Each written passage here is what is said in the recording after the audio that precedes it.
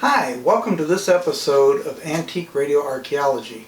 Today we're going to do something that is a little different. We're going to do an unboxing. Now, one thing I've always been fascinated with these unboxing videos, especially since they kind of reveal new products and how to unpack things and stuff like that. But in the antique radio world, we don't exactly have new items to unbox. However, one of the things that we deal with a lot is the types of packaging and stuff that people do when we buy radios online. And it can be hairy because I have had probably a third of all radios that I've ever purchased online have arrived damaged. As such, it is important to know how to box things and to see how different people are packaging things. Now, one thing I will say about this is a large box. These are two radios that came from an auction. Unfortunately, the bigger box was too big to kind of fit in this room and deal with it. So I went ahead and pulled this out of the bigger box. So this is double packaged, which is a very, very good idea, especially when dealing with antique radios. So now I'm going to get into the smaller box here and let's see what we can find.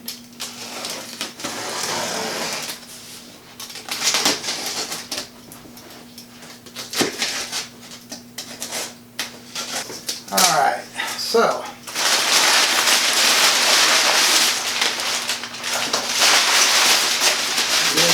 packing slip's always nice. These are very well packaged. Let me pull one out, set it aside, and then the other. Okay, here's one.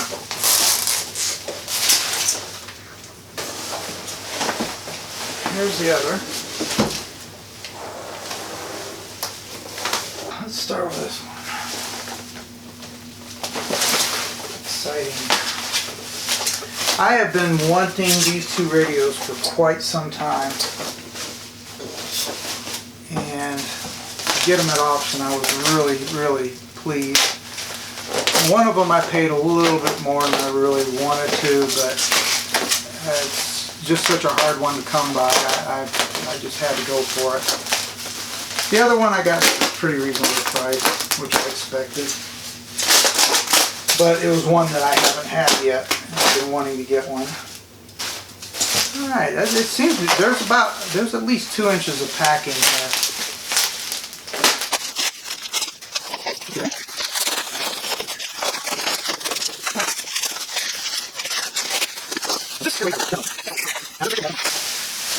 Now this is the way you pack a radio. Definitely. You can't go overboard. You really can't. Now it does affect shipping costs, unfortunately, but to have a radio destroyed that is real hard to come by is definitely worse than paying a little extra for shipping.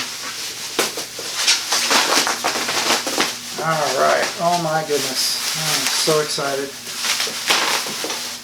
Alright, obviously you're not going to be able to see it. So, that is an incredible radio. It's upside down. There you have it.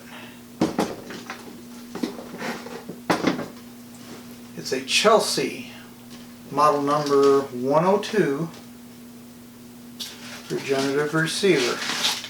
This is one of the early Chelsea models. Now again, they did some really good packing inside. You got to protect the tubes and the dust. I'll deal with that later.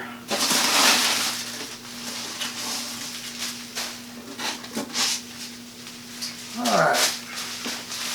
There's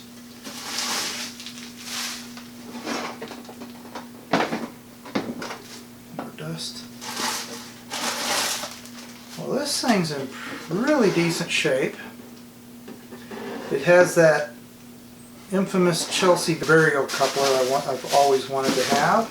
Never been able to get my hands on one.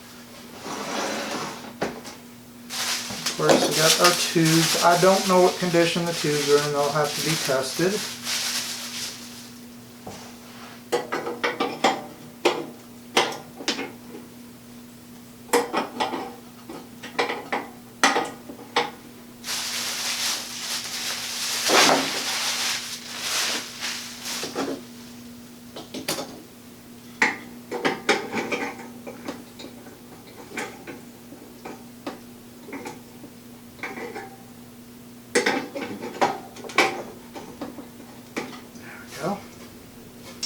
All right.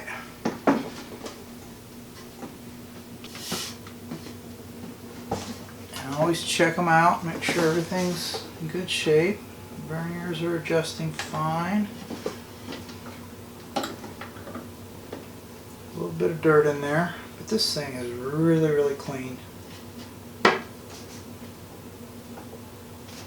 So that's one.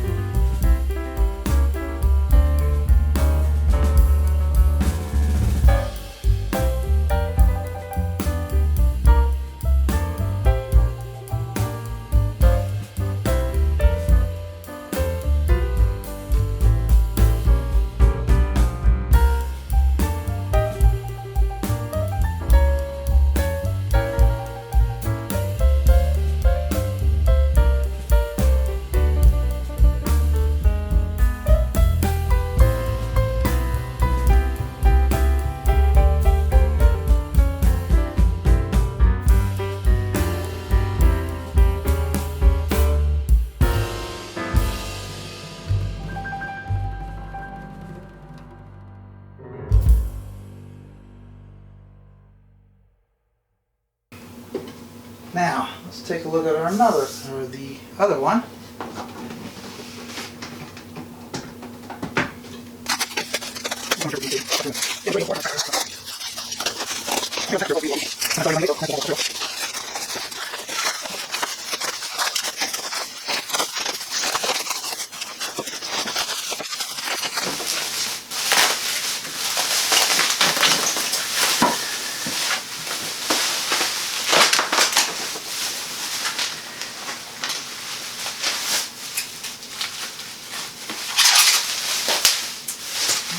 Alright.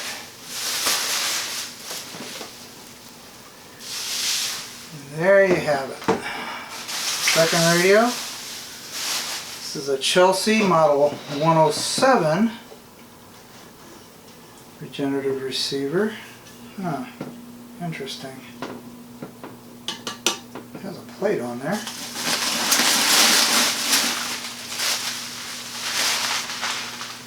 Doesn't say anything on the plate.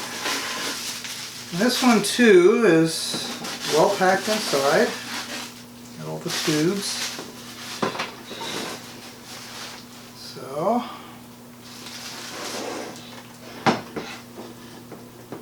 it's a good shape. We got some extra cables here.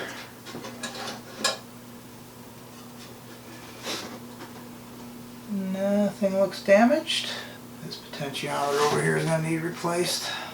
Oh well. But it's looking in pretty good shape.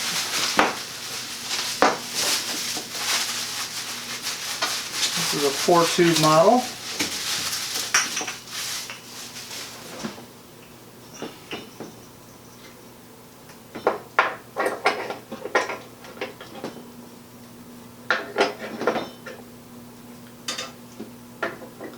This too is regenerative. And there's a little tickler coil right there for regeneration. But it's in pretty decent shape. It has a couple little issues, but nothing due to the packaging. There is a crack in the base, but that's, gosh, that's so common with these, I swear. So there you have it.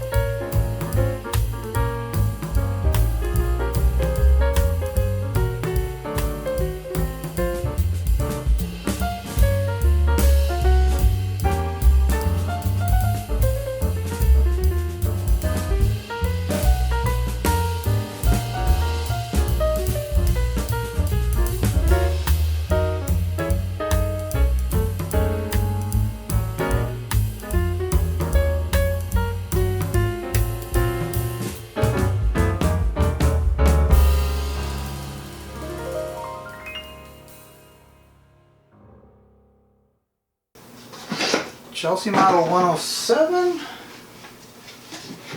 Chelsea Model 102, right straight from auction. Well, I hope you enjoyed today's video. If you did, please hit like, and if you'd like to see more content like this, please hit subscribe. Happy restorations, everyone. Bye.